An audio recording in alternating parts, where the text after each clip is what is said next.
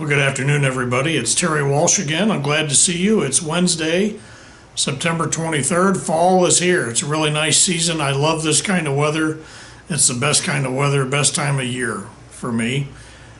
By now, you should have received a letter in your mailboxes from me. I haven't written to everybody in a while, so I thought I'd send you a letter this time to update you on some of the things going on with our expansion and some of the other things happening on our campus. So I'm not going to belabor any of that because you'll be able to read it for yourself versus watching me repeat it for you on the video. So I don't have a whole lot to cover today. Everything's going well. The weather's beautiful. The expansion is going great. The work inside the care center is spectacular. It's going to be a really nice building when it's over. We're beginning to work on some other things now across the campus, and we continue to work internally on our own efficiencies and the way we do business inside. We're kind of beginning to maybe think outside of our COVID conundrum that we've had for the last 6 months or so. And so we're working with the staff on trying to identify more efficient ways of doing things that we do, buying better and spending money more wisely and doing all of those things that help our business overall. You'll notice in the letter that I do talk about our occupancy at all of our levels of care. It's down a little bit from where we normally are and where we were before COVID-19 began. So we're working on that. We have a lot of marketing programs that are taking effect, even though we can't bring a lot of prospective residents together in one place at one time like we used to do the events at Tapawingo Golf Club and some of the other places around town to bring people together and talk about Friendship Village. We now do a lot of those online, on Zoom calls, on webinars, and some other events remotely, but it's not the same thing as bringing people in. We do have an occasional prospective resident coming on a tour of the campuses, and that's a great thing. We really like that to happen. My ask for you is that when you do see potential residents or prospective residents on tours around the campus, greet them and be pleasant with them and welcome them here. That's what brought most of you here. When I talk to our new residents and new resident orientation and other venues, the most striking comment I get from new residents is when tours were taken here, you felt welcome and you felt part of the family, and you felt that this would be a great place for you to feel comfortable as a resident here. So I ask you to help us do that with future residents as well.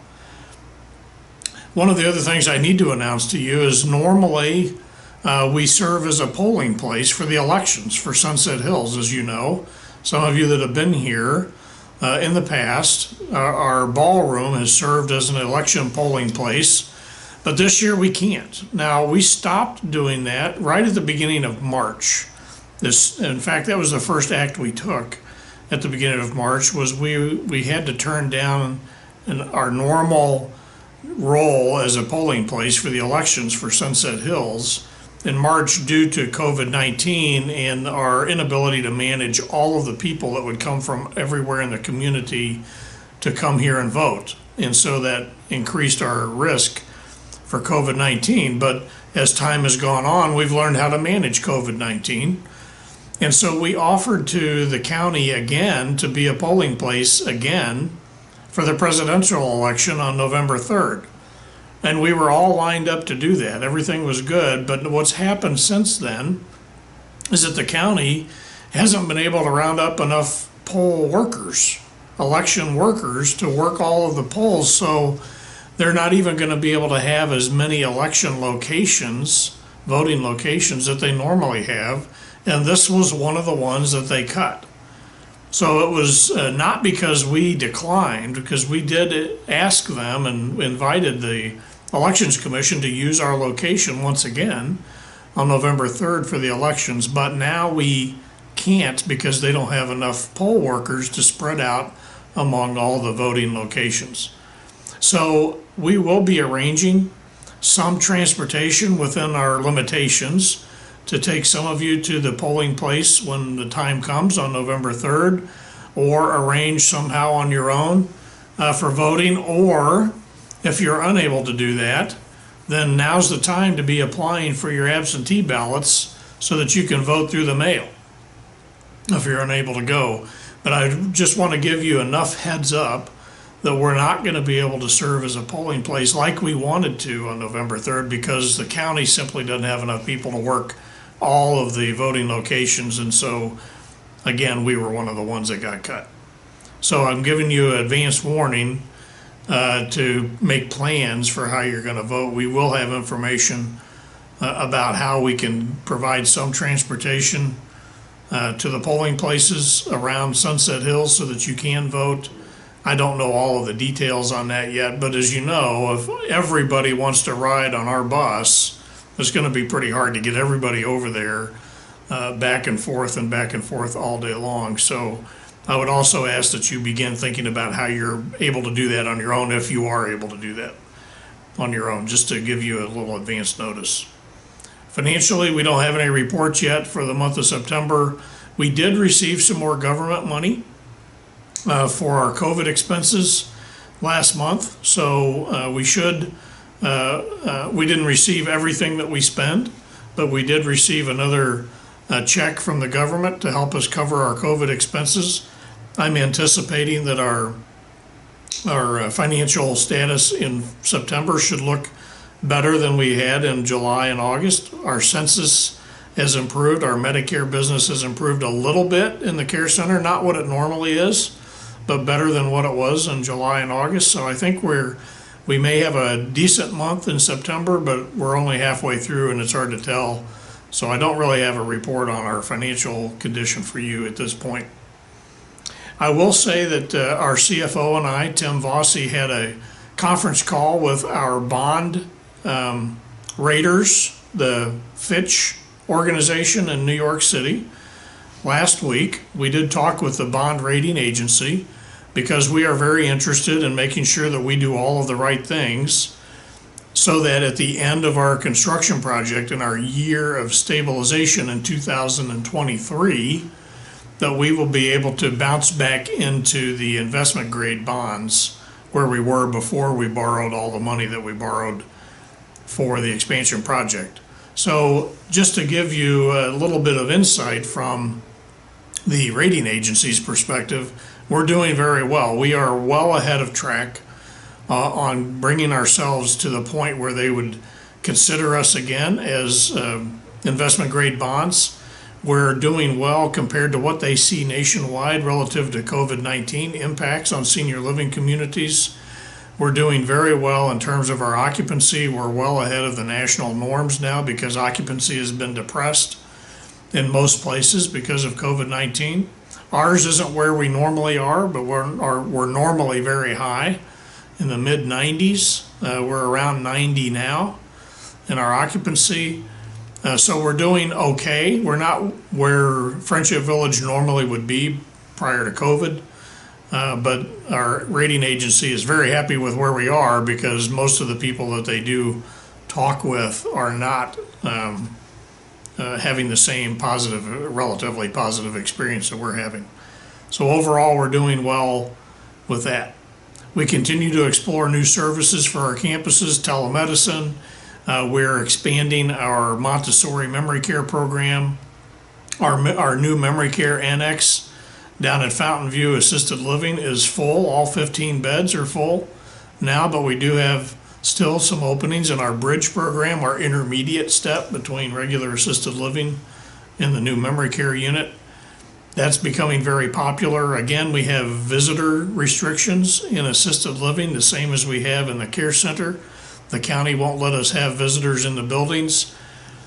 Even though our track record in assisted living and in our skilled nursing facility and our care center is very good as far as COVID-19. In fact, it's been over, I believe, 14, maybe 17 weeks since we've had a positive COVID-19 case in our care center.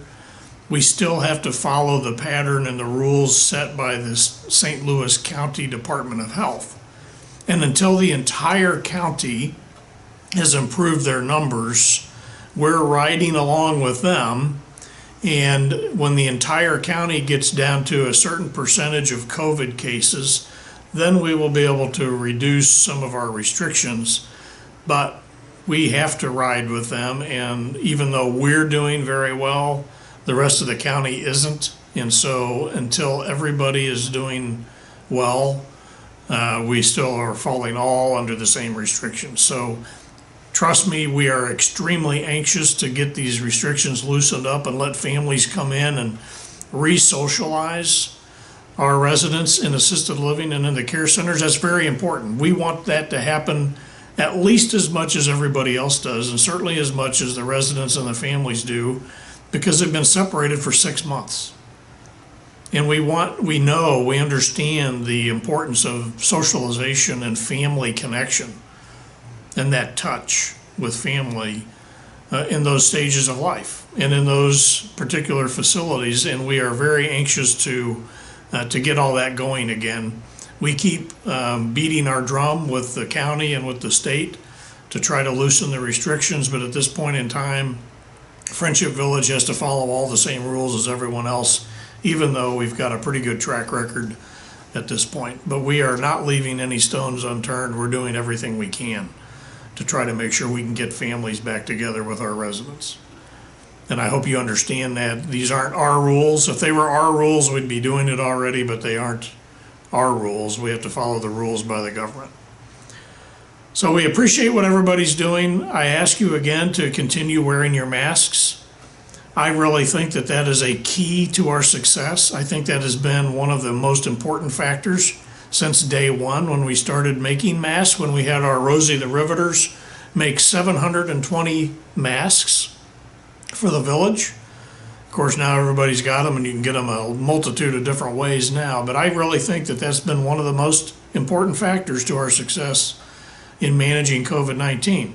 Our social distancing also, and our hand sanitizing, hand washing, and our no contact policy. All very important. Occasionally, a resident will contact Amy Meek to suggest that you may have been in contact with somebody that may have had COVID-19, or you might have a symptom or something suspicious going on, and that's exactly what we want you to do. And I appreciate everybody on this video or watching this video. Some of you have done that. You've followed all those protocols and you've contacted Amy so that she can follow you and manage what you're doing and understand where you are to make sure that we've got this thing under control and we keep it under control for you and for the rest of the population. So I appreciate what you do. I know we leave this on Channel 900 all the time. Reminders about all of these protocols and to contact Amy if there's any suspicion that you might have had exposure to COVID-19. And we're going to leave it there for a while because it's very important. Those reminders are worth us remembering every single day. Now, there are occasions when I notice that we get a little bit lax in our social distancing. We've got to do better than that. We've been doing a great job. I mean, there's no denying that. But we can't get too relaxed or we're going to catch ourselves on fire somehow. And we don't want to do that here. So please continue to follow those protocols. They've been working for us. They'll continue to work for us. I'm excited about our expansion project. You can see if you walk down the patio from Berkshire and the new buildings from the dining room, all of the beautiful landscaping, the sod is all in, everything's green and beautiful. Most of the work is done on the outside now, and all the work is going on the inside of the care center. The campus is really looking very good now after more than a year and a half of gravel and dirt and piles of mud and holes and puddles and all of this. It's actually really looking good now, and it's very exciting to watch. I know the food and beverage team is doing a great job. They're having cookouts. They're having tailgate parties. They're having other events outside on the patio, which is what everybody ought to be doing in the fall. What a great season to do this, and I hope that you take advantage of that. I believe they're also setting up, if not already, a couple of cookouts and events for the crossing, because I know a lot of our residents in the crossing don't want to walk the distance it takes to get to the patio at the clubhouse, which is unfortunate because I really wish everybody would mingle like that. But you don't, so we're going to have an event, I believe, under the portico at the crossing. If we haven't already, we will be having one, so that some of our residents in the crossing who don't want to venture down to the main patio and cookout area by the clubhouse can have that experience there in the crossing. And we're kind of excited to be able to do that. I hope all of you are okay. I see you around when I get my coffee in the mornings and other wanderings around the campus. I hope you're able to walk around and see some of the beautiful new landscaping and how all the buildings are coming together. We'll be moving into the new care center in December with new residents moving from the old care center down to the new care center. And we're trying to begin identifying plans for the old care center when it's empty. In fact, we just had a meeting about that today. And so I think we're going to have a bright future here at Sunset Hills at Friendship Village. I'm really glad all of you are a part of it. I appreciate the trust you've put in our management team to do all of these things and to borrow all this money and to build all of these facilities. We don't build these facilities for ourselves. We build these facilities for you. They're for you, and they're for your life care programs and everything else that we do for our residents. There is no financial stake in any of this for anybody, including myself, on the management team. We do this all for you, for your program. And we're setting the campus up for a long-term success for many, many years to come with these new buildings. We're happy to be able to do it. It's exciting for us. This is what we want to do. This is our calling, and we're happy to do it. I'm glad to see all of you. I hope you have a great week before I see you again on the next video. Remember, you won't be able to vote here on November 3rd, so you'll either get a ride with us or get a ride with somebody else, with a family member, or drive yourself, or vote by absentee, or however you're going to vote. I encourage you to vote, but we won't be able to vote on campus. So I encourage you to do that. One last thing is, you may have seen this morning, by the time you see this video, we will have had a TV spot on KMOV. Great Day St. Louis did a TV spot on Friendship Villages last week. So it showed Wednesday morning at 9 a.m. And hopefully you saw all the notices and you were able to watch that television show and saw maybe somebody that you recognize that looks a lot like George Clooney. And then, of course, the real star of the show, Lynn Meyer, who's our infection preventionist on staff, who's helped navigate us through all the COVID-19 issues. We did a TV spot last week, and it showed again on Wednesday morning at 9 o'clock. This Saturday, if you ever listen to KTRS Radio 550, there's a segment during the day, and I'm not sure what time it is, but it's called Elder Care.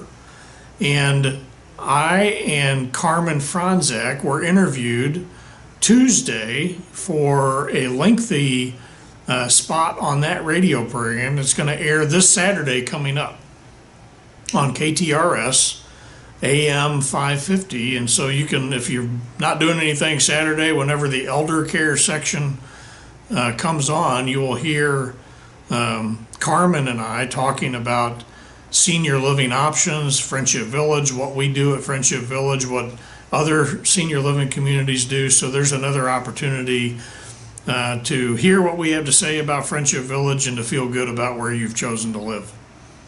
Glad to see you again. I hope you have a great rest of the day, and I'll see you again next Wednesday. Thanks now. Bye.